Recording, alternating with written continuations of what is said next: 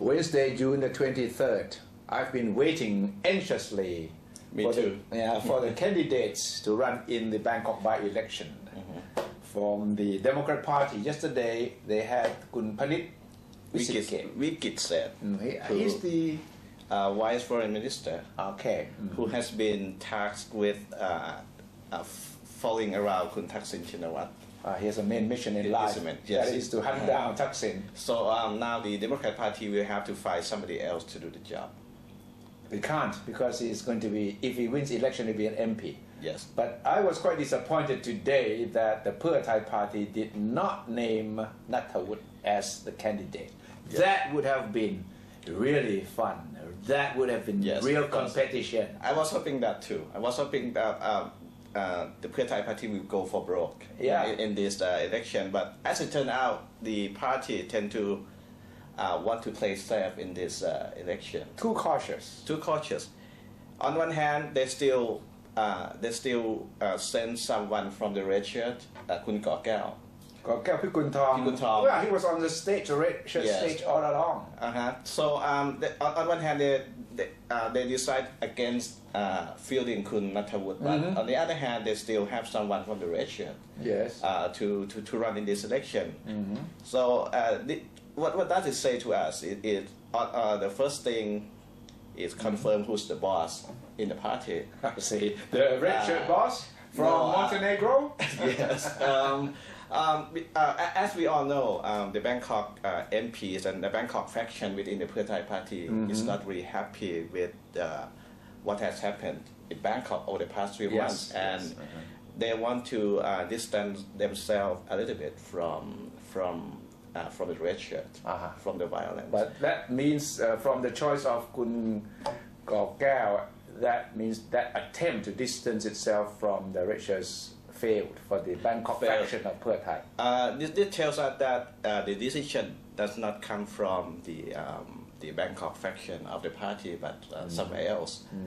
But on the other hand, the choice of Kun Kaw Kaew tells us that this he will give the Pheu Thai Party some leeway in case the party loses in the election. Yeah, you can blame him. You can blame him.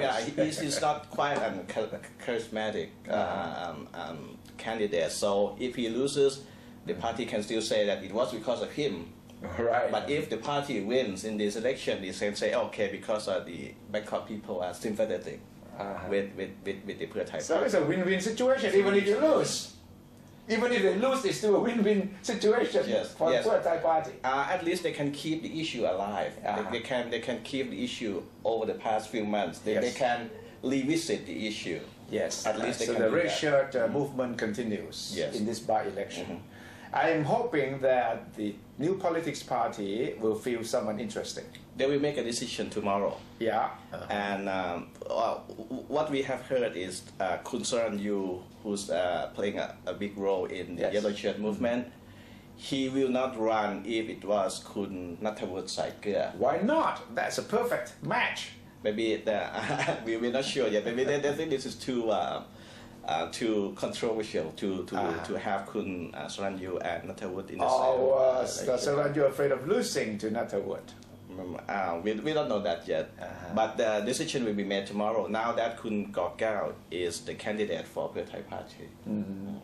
So the by-election will be interesting anyway. I know you have Panit from the Democrats, you have Kaw Kaew from the red shirt, and potentially Kun Saranyu. Potentially Saranyu. That will be a three-way battle that will really raise some important issues. Yes, and in fact this constituency belonged to the Pheu Thai Party before the last election. Pheu Thai and then Democrat. The Democrat. And so we can swing both ways. Can swing both ways. Will Thaksin be the election campaign issue between Panit and Kaw Kaew? We cannot avoid that. I think the national politics will come into play big time in this local election. Well, I hope it doesn't open new wounds of the red-yellow conflict, but this will be a choice for the Bangkokians of Constituency 6, where that promises to be really exciting.